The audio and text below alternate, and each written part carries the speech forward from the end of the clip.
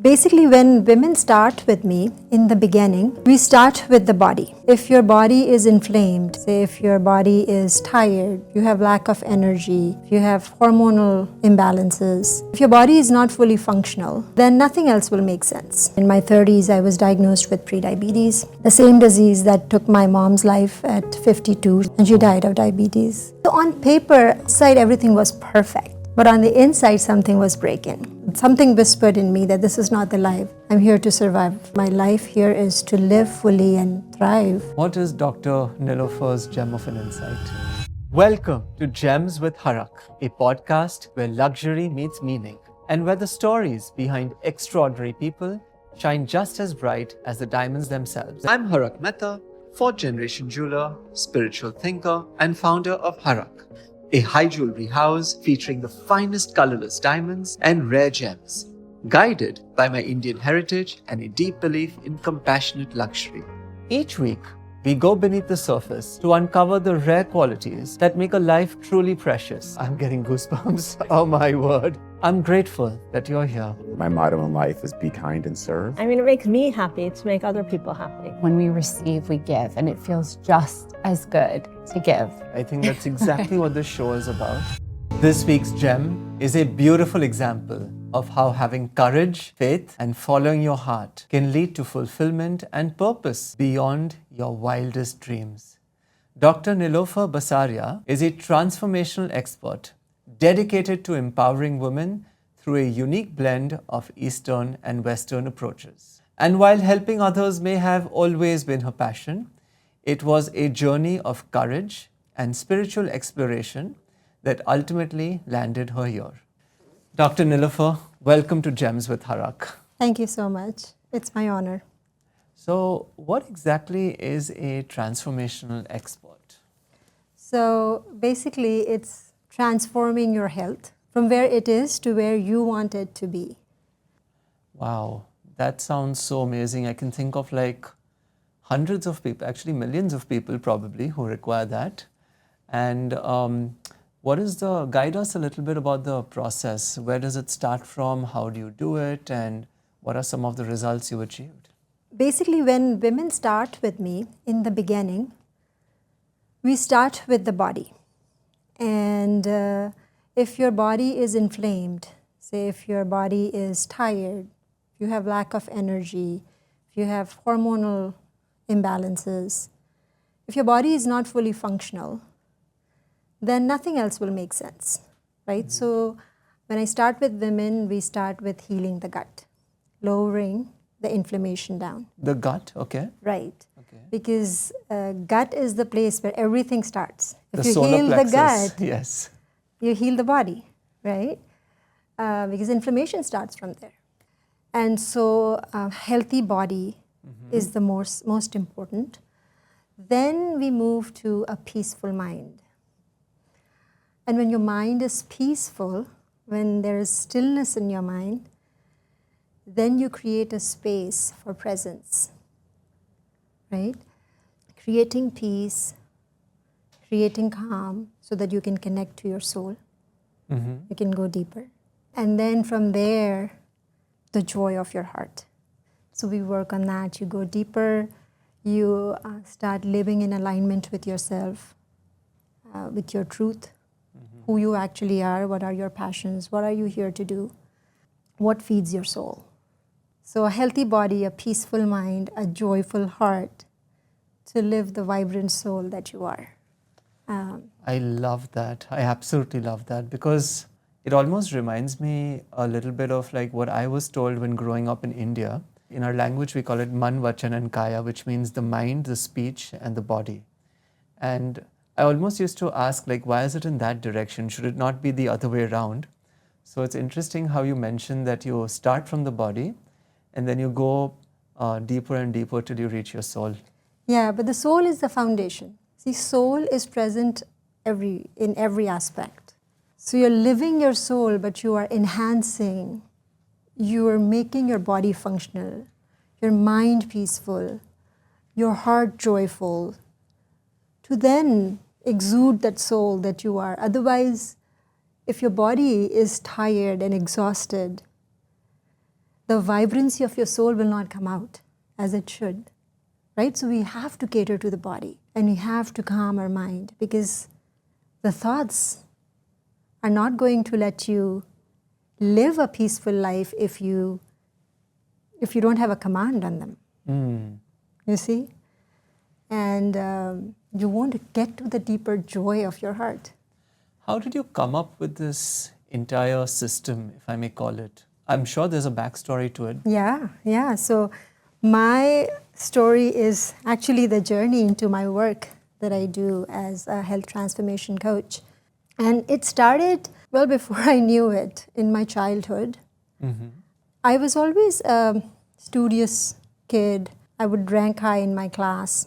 You know, in those early years, when I would see the smiles in my parents' face, when I get some accomplishment, right? When you get good marks or When I high get good grades. marks, yeah, and they're very happy. So very early on, I taught myself that accomplishment means recognition. I basically internalized this belief that my worthiness comes from achievement. So my parents are happy with me because I achieve. Correct. So I went with that script then through my life. And I was naturally, drawn towards human bodies. So I did my master's in biochemistry and public health practice, genetics, human genetics, basically. Human genetics, yes. And from there, I did my second master's because I was in that rut of achievement, right? So did my master's in health promotion. And life was quite a balancing act. Back then, I was working full-time after I graduated from school. And then I had also full-time volunteer duty in my community. I accepted some leadership roles. So I was constantly working full-time work, full-time volunteering. And then marriage and motherhood and all of that. I never got time to stop or slow down. Actually, I never knew how to slow down. I was always for a next milestone, Always next on the go. accomplishment, next degree, yes. But the body has a way to speak what the mind doesn't want to hear.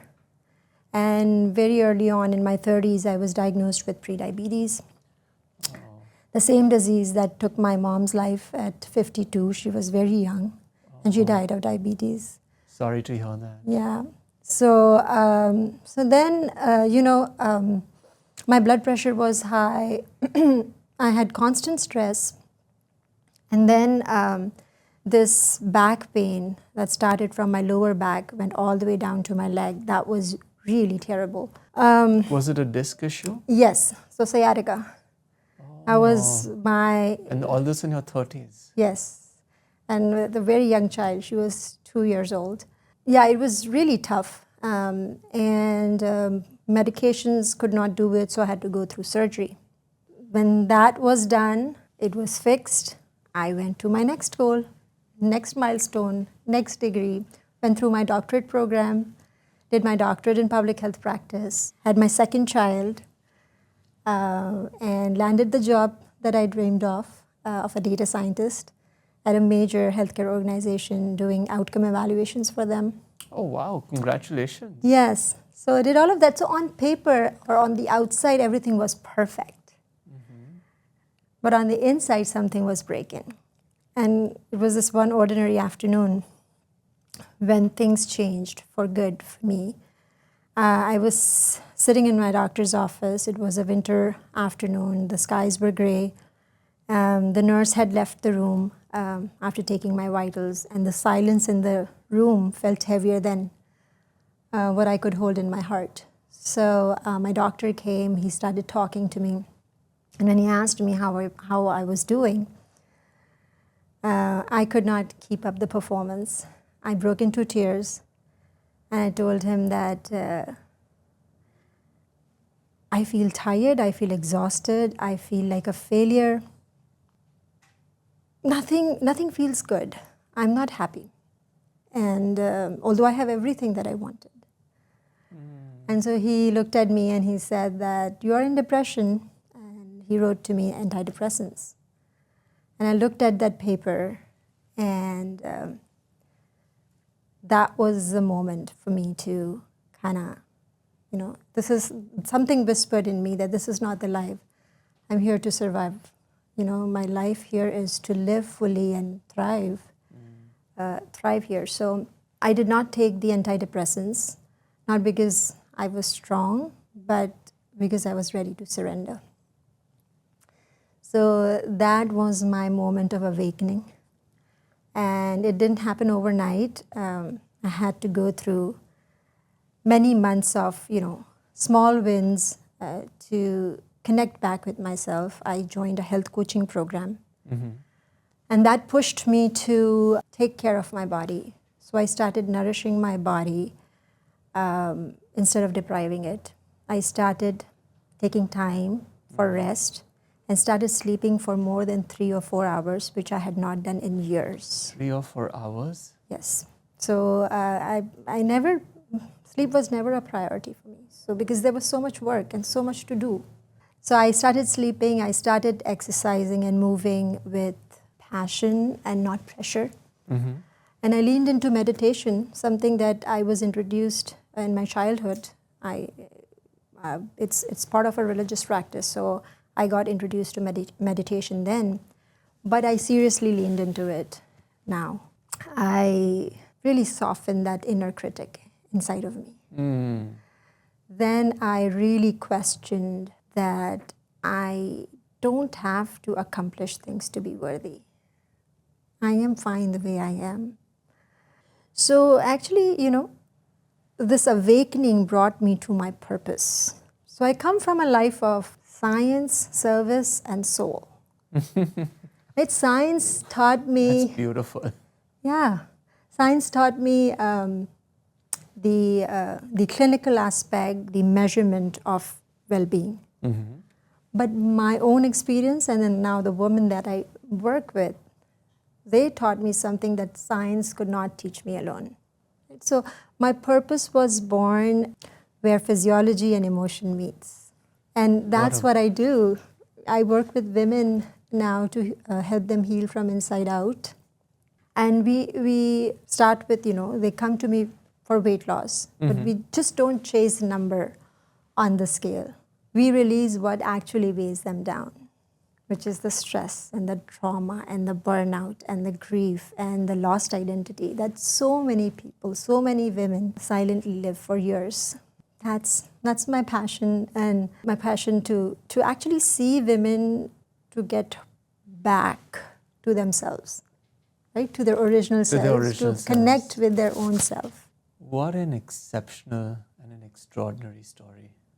I mean, and when you think of it from the outside, what more does somebody want? You've got your money, you've got your job, you've got your family, you've got your community, you've got your friends. Yeah. And yet, like, your fulfillment, it seems to me, came from within, not from any of these external circumstances or external people. No, and I'm so thankful for that. It was a breakdown, but actually got me to my breakthrough.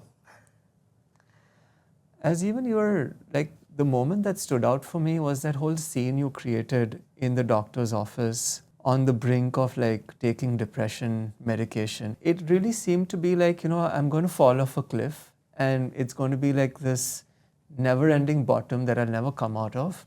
And yet you slowly clawed your way completely to the other side. I'm just thinking, for all the women, even the men who are, let's say, in this area, what would your first piece of advice to them be? See, my rescue was my spiritual practice. Meditation actually got me out of it. When I went deep into quieting my mind and listening to my own self. So what I'll tell you is, everybody has the wisdom within. Everybody has it. You have to tap into it. And when you quiet your mind, you create that pause, you bring stillness in your life, you relax a bit. And then you connect to your deeper value. Like, who am I? What am I here for? What is the wisdom inside telling me? And trust yourself. So that will be the first thing that I would tell you, somebody. The second thing I would say is, and the most important thing, never be a problem to your own self in your own life. Our mind creates a lot of problem. So when we lead from soul, the mind comes under it. Yes, yes. But if you let mind rule, then it can take you any which way. And you lose touch with your soul. Yes. You lose touch with your soul. So really it's about taking a pause, relaxing, looking deep inside, asking yourself maybe the tough questions that you don't want to ask many a time, and thinking like, what is it that I really want to do? What is my inner guidance? What is your inner guidance? Because you're right, there is a divinity inside yourself that will always be your North Star, your guiding light. Right. Welcome to Harakh, where craftsmanship and compassion meet. Handcrafted with rare, colorless diamonds and generational traditions, each jewel is an act of conscious beauty. Experience luxury with purpose. Discover the collection at harakh.com. Going back to the initial part of the conversation, when you said women come to you for weight loss and you explain to them about gut health, and I'm sure that's where your science comes in and that's where your learning and research comes in. Is there any sort of guidance you can offer our viewers as to how to start with their gut health, or what practices to generally look at? So we start with food and look at the food that you eat. So very, very basic. If you can start eating everything that nature gives you and just go close to nature, right? An apple versus applesauce. Understand. Right? So in its natural form, when we eat what comes from nature and we get closer to that, our body heals. It understands the language. When we give it a lot of processed foods, it does not understand that. Right. And in the process, it creates a lot of inflammation.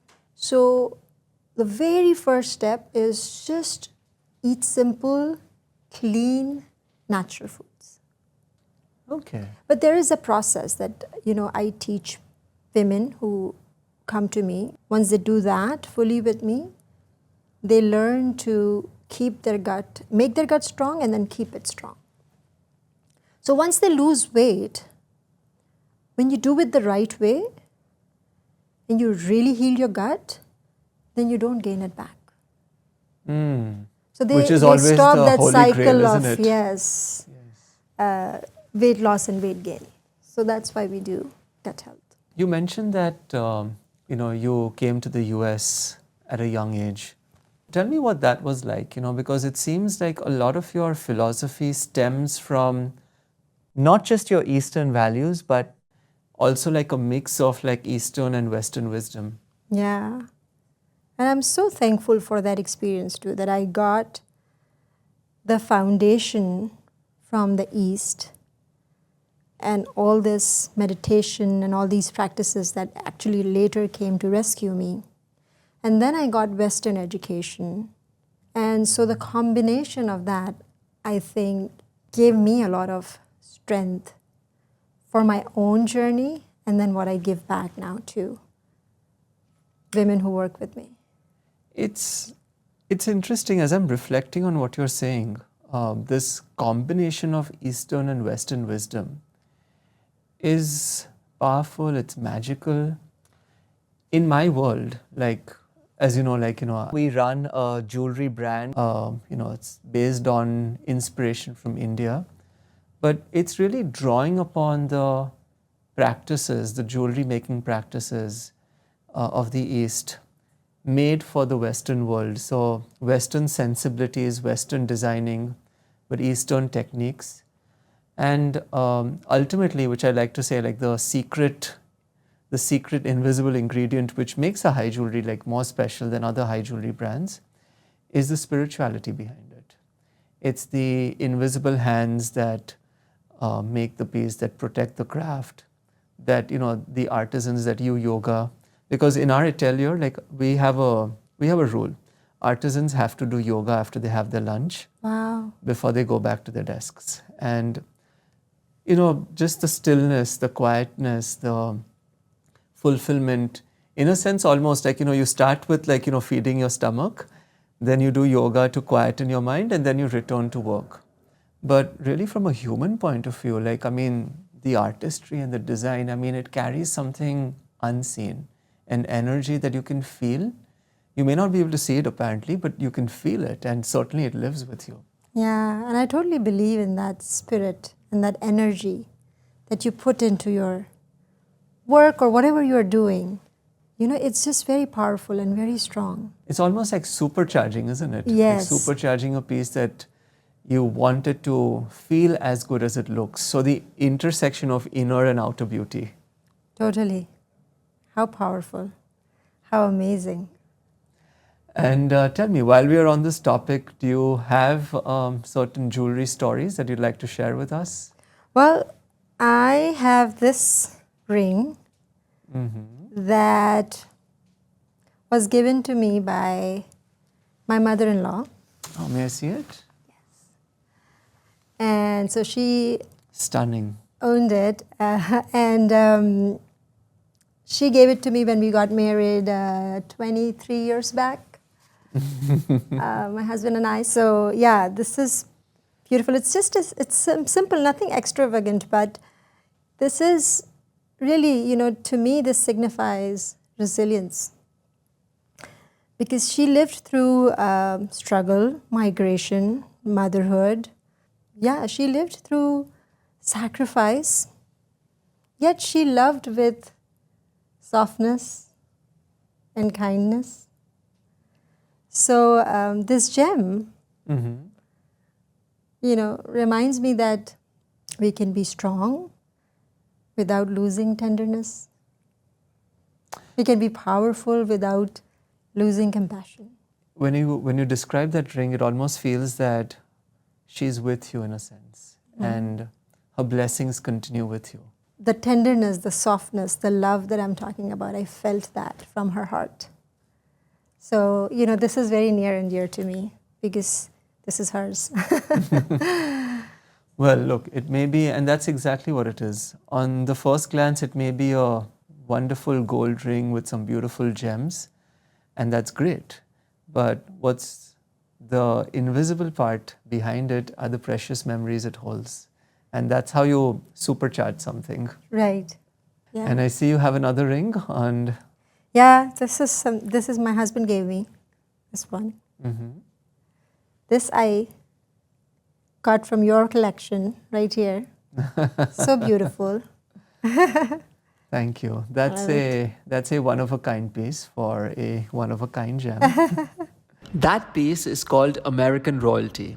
It's inspired by a very special mother-daughter duo from one of America's first families.